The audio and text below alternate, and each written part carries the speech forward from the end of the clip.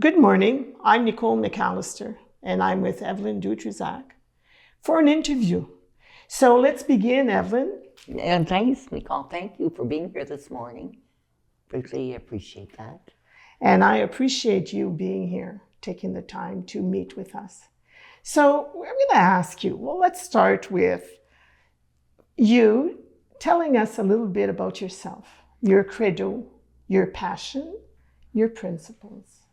Well, my credo, I would say that I've chosen throughout my life positions or careers or profession that's permitted me to grow, to really be close to people, to be myself, trying to be the most that I am, and be able to meet as many people as I can.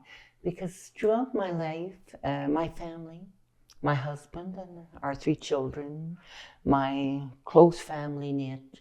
I was a teacher, so I was close to students and the staff.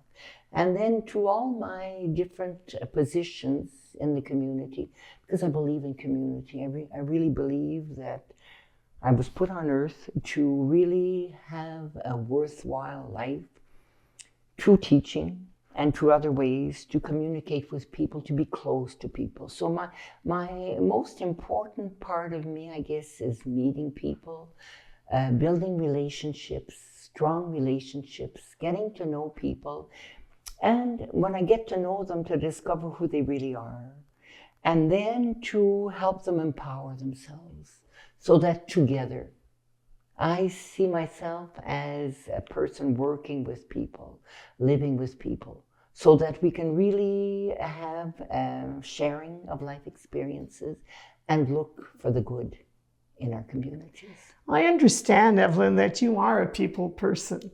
Now let's go back, and I'd like to know what path led you to this profession. Well, I was a teacher. I taught at Rayside and Champlain. I was a science, a family studies, a special ed, and a religion teacher. What were the main areas of work? Well, as a teacher, I found that I'm so grateful. I was so blessed. And I'll tell you that teaching was difficult. Like my first year of teaching, I taught, I had 5 preps. So it meant that I had to work a lot. I prepare my classes, do corrections, do the reports.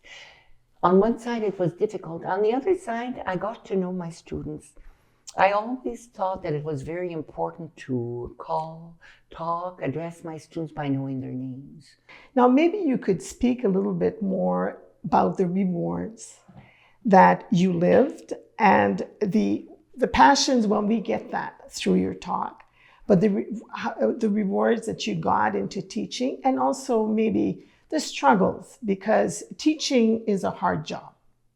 Well, it's challenging. Teaching is really challenging because as a teacher, I had responsibilities. I was there to make sure that I was teaching my students depending on the different discipline that I was teaching. If I was teaching them science, if I was teaching grade 11 biology, I wanted my students at the end of the semester to really know about the biology. Or if it was family studies, if I was doing parenting or if I was doing dietetics, really wanted my students to know the real matter, to understand the discipline and to grow as an individual. Well, even today, I'm meeting students that come up to me and say, "Oh, Madame Dutrissac, I remember when I had you as a teacher, you taught me in family studies how to make this zucchini loaf." Or you taught me something, a student told me recently that I had initiated him to love science. So when we care about people and we want them to learn the matter, the material or the discipline, but what's important, we want them to grow. That is so great, and you as a person who is a people person, Thank you. And we can see that. Let's fast forward. Time flies. And now you're retired. And could you speak a little bit about the involvement in the community? And I know you do many things. So I'll let you elaborate a little bit on that area. Well, I started politics at a young age. I ran provincially. I went when I was a teacher. So that experience, and then I was counselor for Rayside-Balfour from 89 to 94. So I was still in teaching. I've always had, because of my family roots, my grandfather, Wilfred Vancourt, was always interested in politics and shared with me the importance of having a voice. So I had experience when I was teaching. However, when I took my pension in 2002, I decided that I'd run again in politics. So I ran in 2003 as a councillor for Ward 2 for the greater city, and I came third. But I had won parts of the ward. So in 2006, I decided that I'd run again. And my husband, Roland, and my children really supported me in the political field. I just loved politics because I felt that I had a voice and that I was helping people get a voice. So I was elected in 2006 to 2018 for 3 terms. And I have to say that it was magical. I kept on connecting with my people. The Donovan in Elm West, I knew very little people there. I knew a lot of people in Isilda. Claude Bertillon, who was the councillor for Chelmsford for Ward 3, I was the councillor for Ward 4. We worked together, and we got Monique Landry-Sabourin from St. Joseph's Foundation, the Sisters of St. Joe's. We met the ministers of power at that time. And in 4 years, we were able to build St. Gabriel's Villa in Chelmsford. Then we built a library, then we built parks.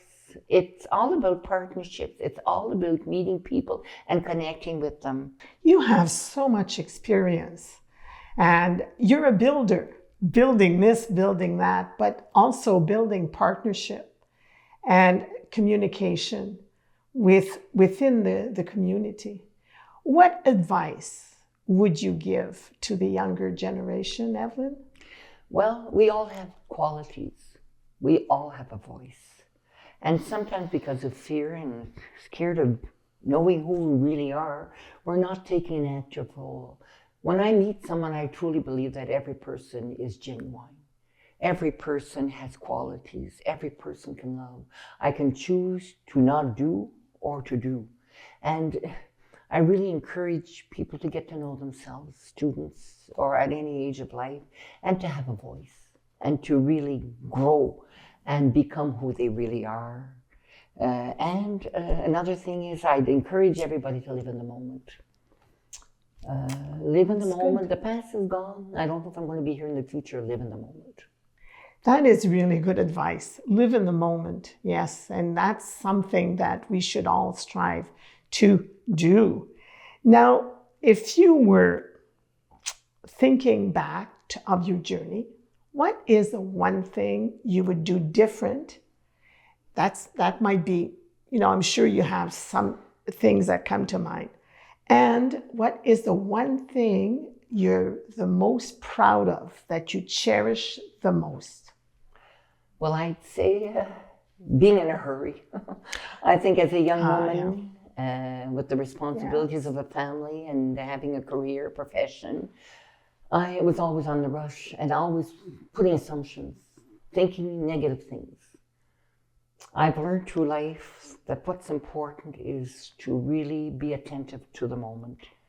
And I brought the book just to bring it. Every morning we are born again. What we do today is what matters most.